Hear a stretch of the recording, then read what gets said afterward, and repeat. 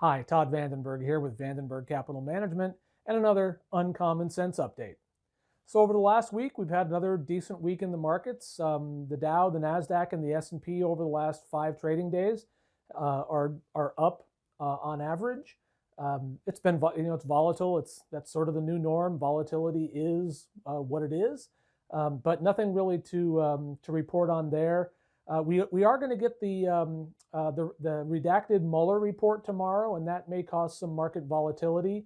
But we're going to look more to what's in it than the volatility to see if there's anything that we might want to be doing from an investing standpoint.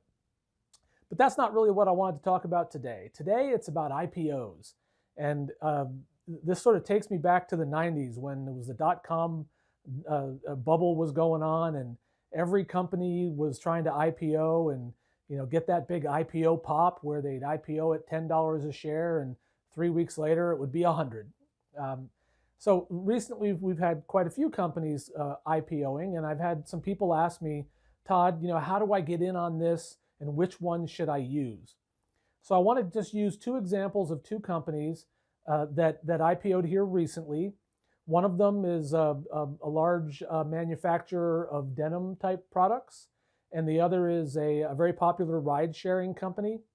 And I'll show you a quick chart that shows you generally what they've done since they IPO'd, and you'll notice that one is sort of done okay. It's gone up a little, and the other's gone down quite a bit. And so when people ask me, Todd, how do I pick a company that's going to IPO that I should be investing in? What I primarily tell them is, you have to look at what's called the S1, S as in Sam -1. And that's the sort of filing document that the company makes to say sort of how it's behaved, how its financials look prior to going public. And using the example of the company that does a lot of denim goods, that company made in the year prior to its IPO about $280 million in profit, straight up profit. Whereas when you look at the S1 from the ride-sharing company, what you find is that they lost almost $900 million in the year prior to going public.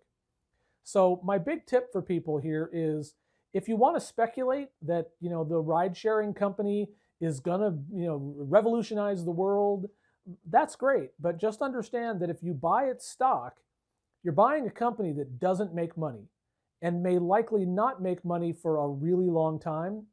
And that means that at some point, just like happened in the late 90s when the dot-com bubble burst, if they don't make profit and the market gets wise, the price is going to suffer.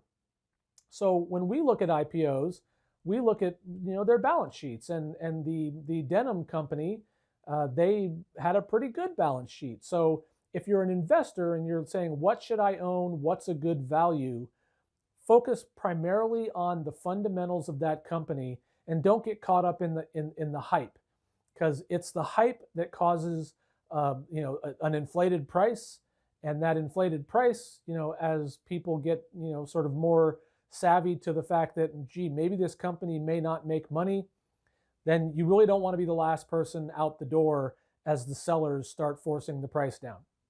So if anybody has any questions about any specific IPOs, I know I was being a little generalized there as far as the specific companies, but that there are reasons for that, the securities regulations. But if anybody has any questions about any specific IPOs, or just has any questions about their portfolios and whether they're properly allocated given current market conditions, give me a call. I'd be happy to help. But that was it. That was your update. I hope you enjoyed it. If you did, give us a like, give us a share, and I'll be back next week with another Uncommon Sense update. Thanks for watching. If you'd like to be the first to hear of more Uncommon Sense updates like these, please click the subscribe button below. We'd really appreciate it. Thanks again.